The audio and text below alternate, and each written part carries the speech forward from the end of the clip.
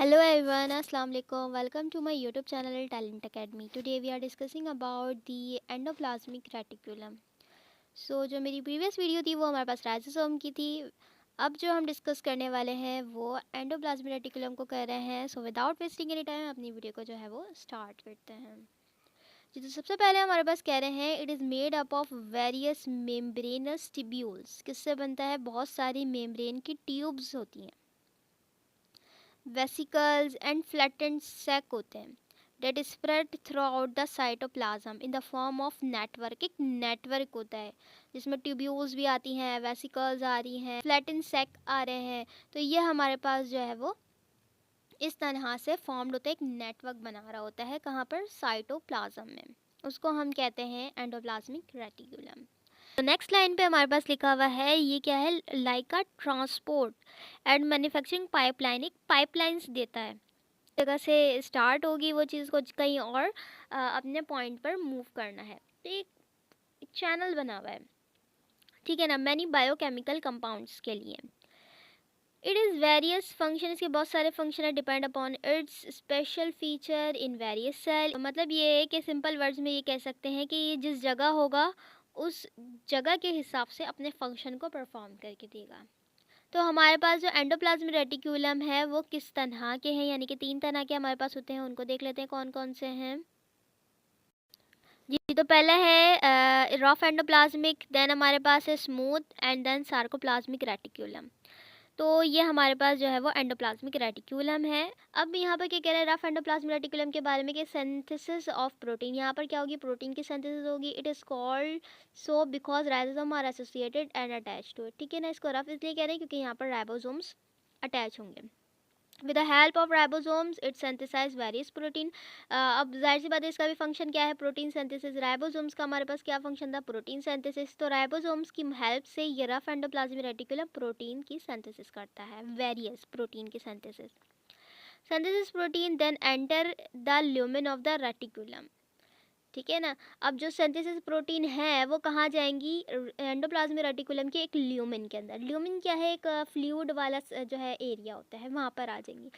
अब इस ल्यूमेन के अंदर जो प्रोटीन है उसका सेकेंडरी स्ट्रक्चर फॉर्म्ड होगा एंड देयर ग्लाइकोसाइलेशन बिगिंस. और फिर उसकी क्या हो जाएगी? यहाँ पर स्टार्ट ग्लाइकोसाइलेशन स्टार्ट हो जाएगी. अभी ग्लाइकोसाइलेशन क्या होती है? इसका मतलब ये हमारे पास होता है कि जो हमारे पास प्रोटीन बना है, बनने के बाद वो आ गया ल्यूमेन में. ल्यूमेन में आने के बाद उसका सेकेंडरी स्ट्रक्चर फॉर्म्ड होता है. सेकेंडरी स्ट्रक्चर फॉर्म्ड होने के बाद उस पर अटैच होता है शुगर मॉलिक्यूल. जब शुगर का मॉलिक्यूल अटैच होता है उसको हम कहते हैं ग्लाइकोसाइलेशन. नेक्स्ट हमारे पास पॉइंट लिखा हुआ है these are then send to Golgi complex. अब ये जो हमारे पास प्रोडक्ट बनी है वो कहाँ चले जाएगी? गोल्जी कॉम्प्लेक्स के पास for further processing and onward transmission के लिए. ठीक है, तो वो अब पैकेजिंग वगैरह के लिए फर्दर जो उसके अंदर चेंजेस होंगी वो कौन करेगा? गोल्जी कॉम्प्लेक्स करेगा.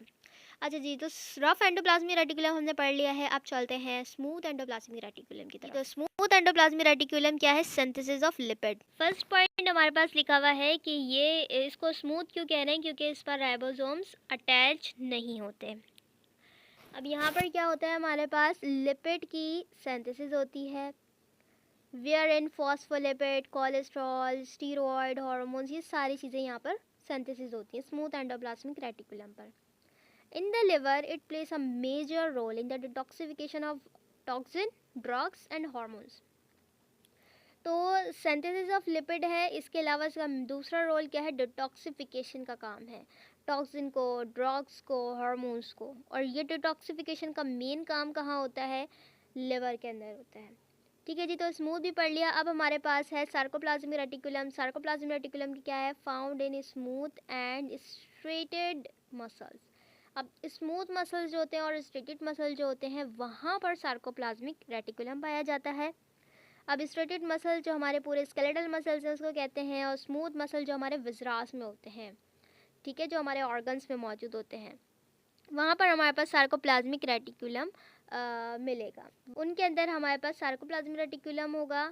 ठीक है, and pumps calcium in for muscles contraction. तो मसल्स कॉन्ट्रैक्शन का प्रोसेस आपने एफएससी में पढ़ा होगा, उसके अंदर मेन रोल हमारे पास किसका होता है, कैल्शियमाइंस का होता है।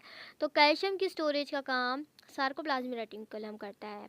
तो यहाँ तक हमारे पास एंडोप्लाज्मिक रेटिकुलम कवर होता है। आज तक के लिए इतना ही था। वीडियो पसंद आया तो प्लीज़ लाइक करें, शेयर करें एंड कमेंट करें। कोई भी क्यूरी हो आप कमेंट सेक्शन में पूछ सकते हैं। Thank you very much. अल्लाह हाफिज़।